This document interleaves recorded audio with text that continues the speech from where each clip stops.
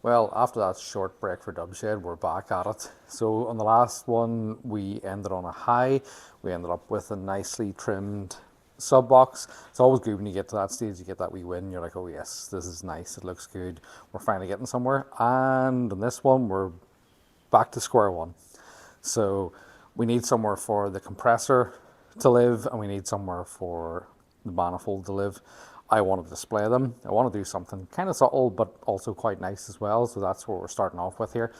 So the downside to this is, as I said before, the wheel well is offset here. You can see the center line here. So off camera, I have fiberglass this, so this can be the edge of our box, because realistically, I don't think you need to see me fiberglass anymore. Then I made this little template, which became this, and it sits in like this, like this. So the idea is we'll bond this together, that'll become one piece, and then I can create the rest of the walls. So I had to get a little bit of arts and crafts on the go, break out the cardboard, and I'll show you what we've got. So this is where things get kind of awkward. We're running out of space for things. You want to look nice, you want to function, you want a little bit of room for tools and stuff as well, plus the batteries in here, so you're sort of juggling a whole lot of things going on. So once I had the base in, I then got my arts and crafts on, like I say. So we kind of build this roughly where we want it. You can count how many times this falls over me and laugh as well. And watch how much I get frustrated at this. So this is kind of the basic premise, what we want. And then we have to add what we need, which is this guy and our compressor, which is probably going to knock this all down, but we'll see. So the idea is here that the lines come out of the valve block, split out over the compressor, and kind of nice show. This won't be the entire opening, it'll be closed in, toughened glass here, and probably LED lit as well.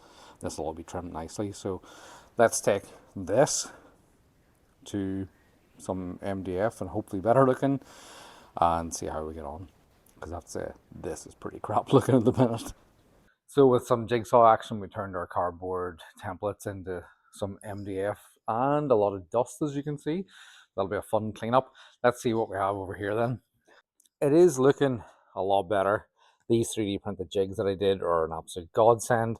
Sort of lets everything just, it's basically not even a third hand, it's a fourth, fifth, and sixth hand. I'm gonna have to glue this up, and you can see down here, this got like paper thin to come down the side, which I had to like shave down, which I'll not tell you what I used to do it, but there are hints.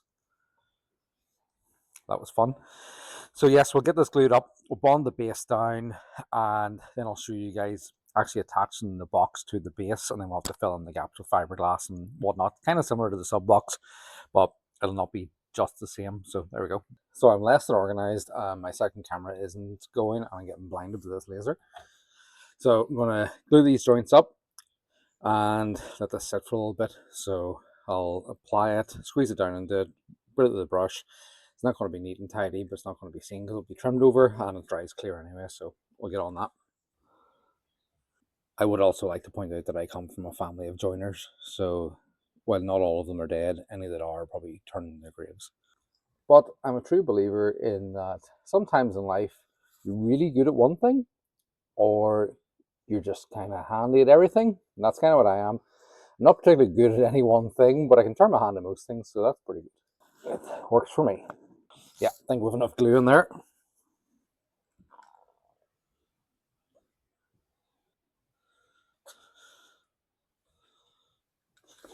Okay, so that's it glued. Well, I have used an excess amount. It's down on the base. Hopefully it'll come apart. I'll give it a wipe up here just when it starts to set up. It should be fine. We'll get it apart then. Time to see if it works or not as usual. So our glue worked. Our big pile of cardboard templates is now a functional box, as we can see. It's glued together, it's bonded down. I fiberglassed any of the gaps that we have in here. You can see in the corners and around the edges, trimmed it up. So it actually is a sealed or mostly sealed box now. So the fiberglass is pretty rough, as we've seen before. So we'll take our body filler mix some up and get that smoothed out. We don't need to be overly particular about this. Again, like I said, when we're making the sub box, it's not like when you're building a car and you've done body work and you're finishing with filler and it has to be perfect and you'll see sand and scratches. This is going to get trimmed, so we don't have to worry about that, thankfully. So that's nice, because it's a warm, hot day. I'm in a tin shed and I don't really want to be here much longer, even though I'm going to be here for hours. But here we go, time to get on with it. So there's a few factors at play here with mixing this. I would be a little bit stricter with mix ratios when doing this for a car. However, I actually wrote on it when I got it, and this stuff is actually almost 4 years old. I don't think I would use this on a car. It's good enough for what it's doing. I don't think I would be painting over it anytime soon. For the sake of 20 quid or whatever it is for a tub nowadays, with whatever is going on with the world, it would be well worth not ruining a paint job you've spent £800 or £900 upwards for materials on for the sake of that. So we'll get this mixed up. Not even worrying about trapping or anything in it, because it's not going to be seen when it's trimmed over. It's just to finish out these gaps a little bit nicer. I can't imagine this is going to take too long to set up as well with this heat. So I'll move pretty quickly. I don't think you're going to see very much in the box here, but let's see what we can get.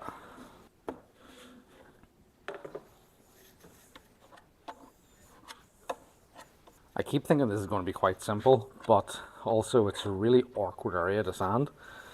So it's probably going to be harder than I imagine, but yeah. So we've used the fiberglass to fill the bulk of this. So this is just really finishing. It's giving us a nicer finish to go over. And then definitely didn't get that all over my hand. I've done a lot of body work in my time, but I've never got as much of this over myself as I have doing this. Fun, fun, fun, fun. Oh, it's starting to set up already. Shit. Bad words. Oh, this is horrible stuff. Less hardener next time for that heat. At least we won't have to wait very long for this. And after the 30 seconds that has taken to go rock solid, it's time to give it a sand. So we'll just run this across it.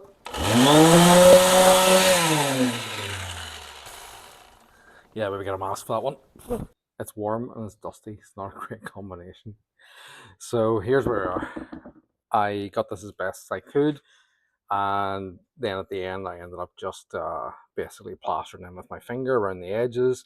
I'll give this a little manual sand, and although it looks horrendous, it will actually trim up fine. So I'll give this one final sand and we can go and mock up and see where we are from there.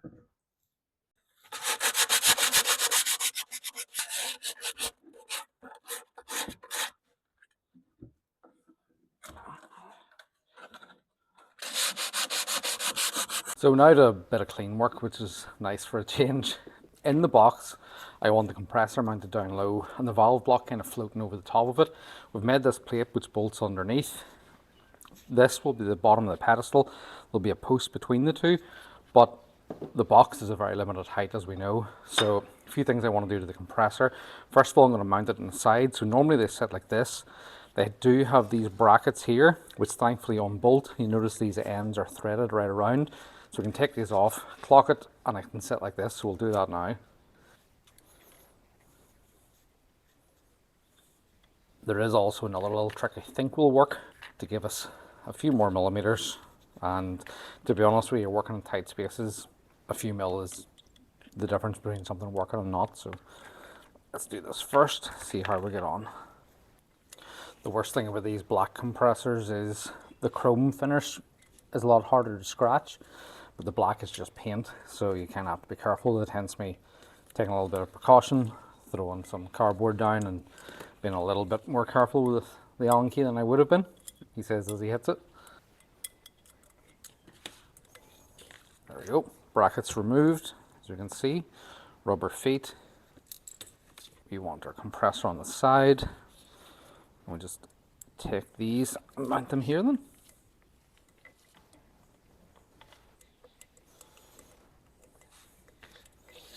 The other thing I have realized with this is I'm only going to be able to use 3 of the 4 bolts for this because I can't get a bolt through where the compressor head is, but I don't think that's going to be an issue, to be honest, considering some past experiences that I will not talk about, but I think it'll be fine. These rubber mounts are part of like an isolation kit, and I'm not running them because they do sit a lot taller, but I've also noticed I can pop these out quite easily like this and flip them over, as you can see here. So like the difference I measured between this is, I think, 7 or 8 millimeters drop. So I mean, I'm going to take everything I can here. So we'll do this now and mock it all up. I would normally use some WD-40 here, but I don't want to plaster this new compressor in it. Turn it on, heat cycle it, and end up rainbowing it all over it or something. So if I can do this dry, I would prefer to. Just makes it a little bit more awkward.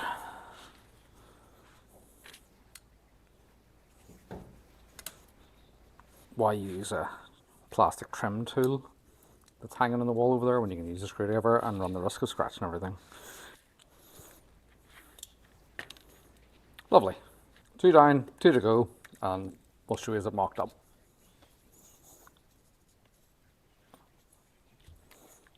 Done. So now, rather than sitting like this, our compressor lies on its side like this. Now for mounting the valve block, this stumped me a little bit. The holes are very, very close to the edge, so ideally you want your mounting plate overhanging. You can see how close they are here. You want it overhanging. I want it flush or inboard slightly. So that posed a few problems. Also, the plate was only 2 millimeters thick, which meant getting threads into that is quite difficult. So I was trying a few different things. I thought to myself, I wonder, can I tap this? And I measured the hole, and it's 5 mil diameter, which is the perfect size for an M6 tap. So I ran an M6 tap carefully up it because I was afraid of breaking right through the wall here. Little button head screws, as we can see. You just pop these in, and that's how we mount our plate. So that worked out quite easy. So if you guys are thinking about doing that with this or like a VU4 style block, it'll probably work the same way. Just measure the hole and see. So we'll have our compressor clocked. We have our base for the pedestal, the base for the valve block, mind blank. So now the idea is I want it floating and just skimming over the top. So I need to make a pedestal. So I took my verniers, which are over here, measured the highest point of the compressor, which was 106 millimeters, and then I cut this rod to that length, and that is what's actually going to be standing here on the pedestal. So everything's quite heavy duty because it does, well, not flex, but there's a lot of front heaviness to it, so I want it to be stiff. I don't want it bouncing around in the car, say. The idea being this being the exact height, you have 3 millimeter plate, 3 millimeter plate, 6 millimeters above, and then the center line for the lines out is higher again. So that should calculate roughly about 11 millimeters to the bottom of the hard line coming across the top. The idea of using this as well is when it's all black in a trim box and painted, you shouldn't see it, so I want the valve block to look like it's floating. But if you use this to mock it up, that's approximately the height. Our hard line will come out like this, and like this. As I say, it'll just skim out over the top. Everything will be lit up and should hopefully look nice. So let's get this welded. So I got this tacked up, managed to keep it nice and square. Now if you're looking at the base of this and thinking, Connor, that looks like you marked that twice, thought to yourself, yes, I'll know which mark to go to, and then didn't, it's an optical illusion, so shut your mouth. But anyway, it looks good. I'm very happy with it. I took the verniers and I have dipped it either side, here and here, and we are equal. So it means the valve block's level, which was something I was actually very worried about with the welding process because it does tend to pull and it is heavier wall stuff. Our hard lines will float nicely out over the top of the compressor when it's in the car, so let's go mock it up and finish up.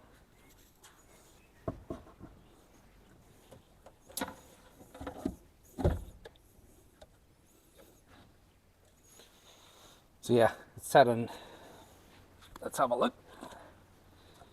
So that's it in roughly, and I have to say I'm very, very happy with that. So our hard lines will come out over the top, will exit through the side of the box, and this will all be trimmed black, this will be painted black, stud will be cut down and you'll not see a lot of it, and it'll be LED lit. So we'll leave it there on this one, folks. Really, really happy with how that came out. I wasn't sure what way it was going to be, and it was a lot of trial and error. And I'll get some bits sorted up and we'll see you in the next one. Cheers.